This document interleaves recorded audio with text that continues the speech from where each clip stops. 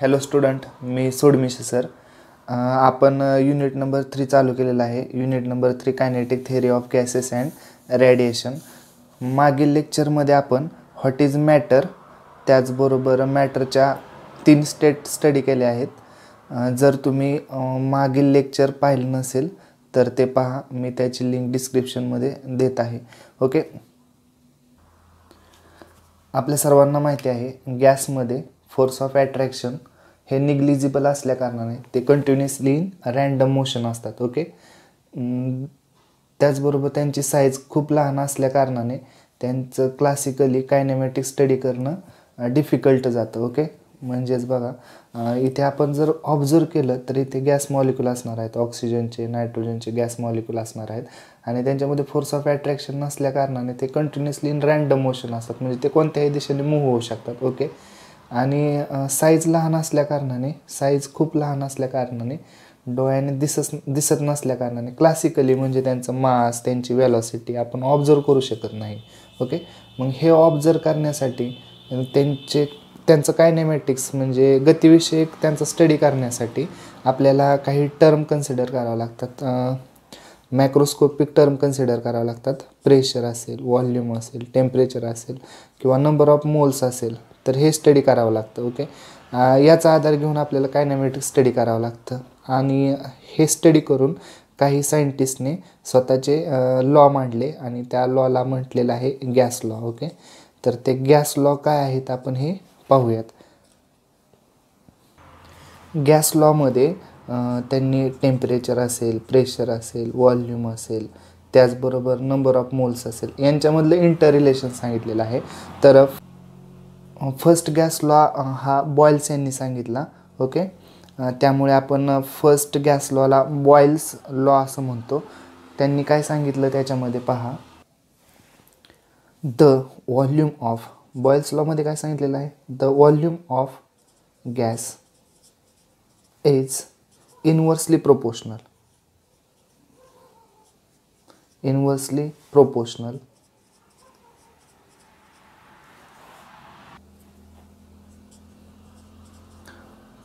to the pressure at constant temperature. Okay. म्हणजेच काय, तर इथे व्ही आणि P, volume of gas and pressure of gas, हे एकमेकांना इनवर्सली प्रोपोर्शनल आहे. म्हणजे जर समजा आपण एखाद्या कंटेनर कन्सिडर करणार आहे, सिलेंडर कन्सिडर करणार आहे आणि सिलेंडर काय कंटेंट करतो, तर पिस्टन कंटेंट करतो. ओके. म्हणजे त्याच्या ओपन एंडला एक पिस्टन आपण अटॅच केलेला आहे. ओके. याच्यामध्ये गॅस फिल केला आणि या कंटेनरचं जे व्हॉल्यूम असणार आहे तेच व्हॉल्यूम कशाचं असणार आहे, गॅसचं व्हॉल्यूम असणार आहे. बरोबर. म्हणजे एखाद्या भांड्यामध्ये जर आपण गॅस फिल केला तर त्या भांड्याचं जे व्हॉल्यूम असतं तेच गॅसचं व्हॉल्यूम असतं. ओके. आणि हे असणार आहे व्हॉल्यूम, त्याचबरोबर गॅसचं प्रेशर, व्हॉल्यूम आणि प्रेशर असणार आहे या गॅसला. हा पिस्टन वरती नेला, व्हॉल्यूम इन्क्रीज झालं. पिस्टन आपण कुठे नेला, वरच्या बाजूने नेला. ओके. हा पिस्टन वरतीच्या बाजूने अपवर्ड मोशन केली त्याची, त्यामुळे काय झालं, व्हॉल्यूम इन्क्रीज झालं. व्हॉल्यूम इन्क्रीज झाल्यानंतर याच्यामध्ये जे गॅस मॉलिक्यूल असणार आहेत ते एकमेकांपासून अजून लांब जाणार आहेत. त्यामुळे त्यांचं जे प्रेशर असणार आहे ते प्रेशर डिक्रीज होणार आहे. प्रेशर काय होणार आहे, डिक्रीज होणार आहे. त्यामुळे व्हॉल्यूम आणि प्रेशर यांचं रिलेशन कसं असतं, इनवर्सली प्रोपोर्शनल असतं. पण कंडिशन काय आहे, at constant temperature. Delta T कसा पाहिजे, 0 पाहिजे. डेल्टा म्हणजेच काय, चेंज. कशामधला चेंज, टेम्परेचरमधला चेंज. तो कसा पाहिजे, 0 पाहिजे. इथे टेम्परेचर 0 नाही, temperature 0 degree Celsius 0 degree Kelvin आहे का, नाही. टेम्परेचर चेंज जो आहे तो 0 आहे. ओके. डेल्टा टी म्हणजेच काय, T2 minus T1 is equal to 0. म्हणजे फायनल टेम्परेचर आणि इनिशियल टेम्परेचर हे एकच पाहिजे, त्यांच्यामधला चेंज हा 0 पाहिजे. ओके. हे कोणी सांगितलं, तर बॉयल्स यांनी सांगितलं. तर याच्यासाठी आपण इक्वेशन लिहू शकतो एक, या स्टेटमेंटवरून, the volume of gas is inversely proportional to the pressure of gas at constant temperature. बरोबर. इक्वेशन काय होईल, V is inversely proportional to P at constant temperature. Okay. त्याच्यानंतर सेकंड गॅस लॉ आहे, तो आहे Charles law. Okay.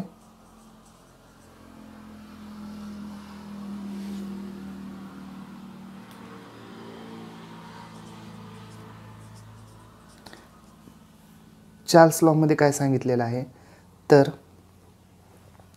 V is directly proportional to temperature at constant pressure. म्हणजे बघा,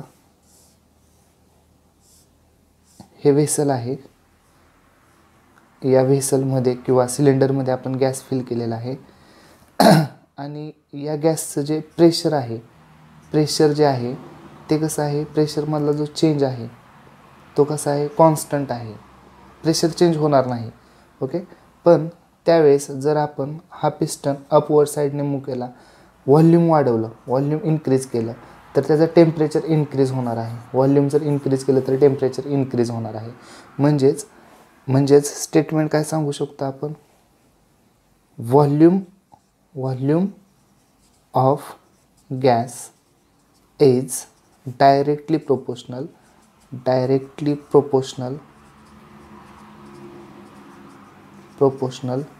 to the pressure of gas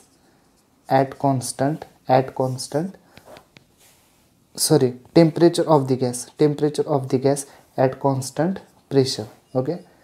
आणि हे इक्वेशनच्या स्वरूपात आपण हे असं म्हणतो, V is directly proportional to T at constant pressure. आणि थर्ड लॉ आहे गे-लुसॅक लॉ. गे-लुसॅक लॉमध्ये काय सांगितलेलं आहे पाहूयात आपण. Lussac's law, third gas law, याच्यामध्ये काय सांगितलेलं आहे, तर pressure of gas is directly proportional to temperature at constant volume. Okay. म्हणजे एखाद्या सिलेंडरमध्ये आपण गॅस फिल केलेला आहे आणि गॅस फिल केल्यानंतर त्याचं व्हॉल्यूम कॉन्स्टंट ठेवायचं. पिस्टन अपवर्ड किंवा डाऊनवर्ड साईडनं मूव करायचा नाही.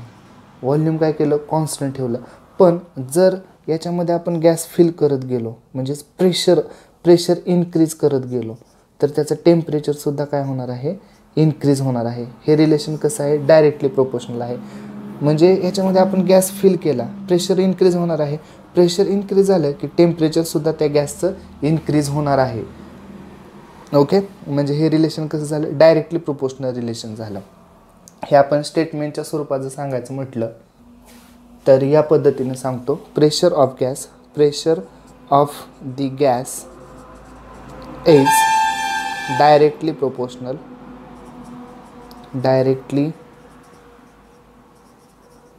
Proportional to the temperature of gas at constant volume. Okay. तर हे 3 लॉ आहेत. बॉयज लॉमध्ये काय सांगितलं, volume is inversely proportional to pressure at constant temperature. Charles लॉमध्ये काय सांगितलं, volume of the gas is directly proportional to temperature at constant pressure. आणि गे-लुसॅक लॉमध्ये काय सांगितलं, pressure is directly proportional to temperature at constant volume. Okay. आता हे 3 law जर कंबाईन केले तर यावरून एक इक्वेशन भेटणार आहे आपल्याला आणि ते इक्वेशन असणार आहे ideal gas equation. Okay.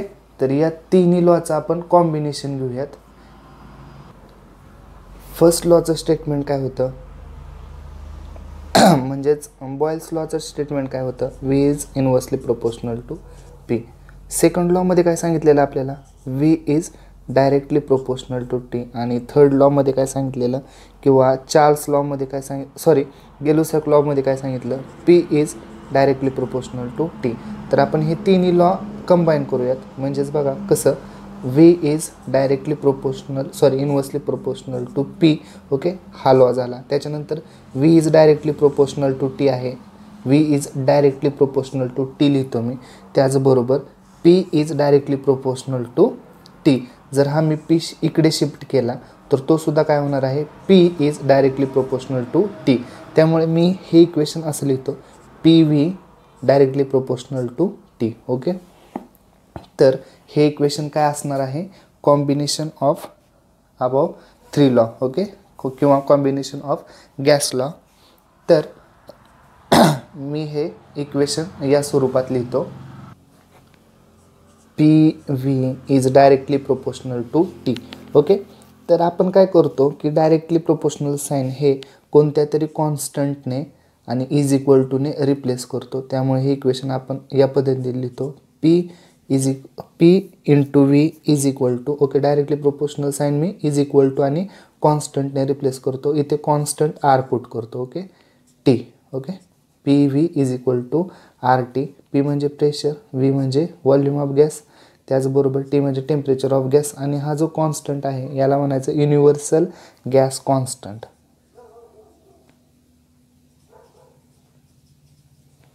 Universal gas constant. R म्हणजे काय,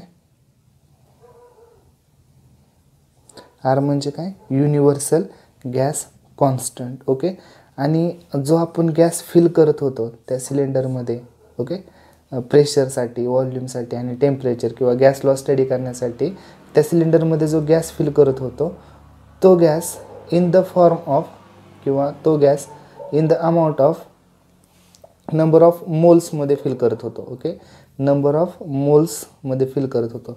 त्यासाठी आपण या इक्वेशनमध्ये एन लिहितो, आणि एन फॉर, एन कशासाठी असणार आहे, एन कशासाठी असणार आहे, नंबर ऑफ मोल्ससाठी, नंबर ऑफ मोल्स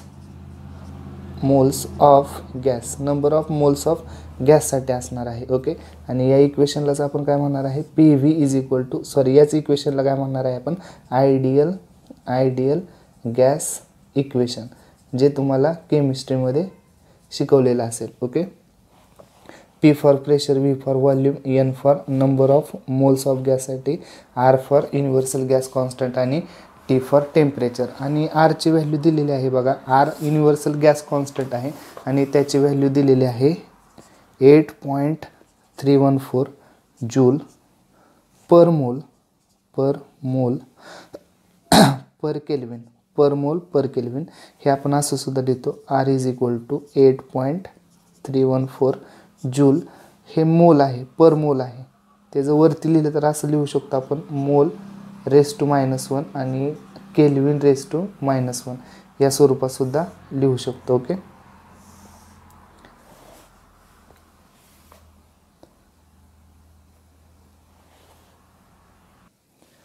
या इक्वेशनचा यूज करून आपण गॅसचं प्रेशर काढू शकतो, व्हॉल्यूम काढू शकतो, त्याचबरोबर टेम्परेचरसुद्धा फाइंड आउट करू शकतो, किंवा तो गॅस किती नंबर ऑफ मोल्समध्ये प्रेझेंट आहे, किंवा गॅस किती नंबर ऑफ मोल्स आहे, किती अमाऊंट ऑफ मोल्स आहे, हे सुद्धा आपण डिटरमाइन करू शकतो. आणि या इक्वेशनला काय म्हणायचं, आयडियल गॅस इक्वेशन म्हणायचं. ओके.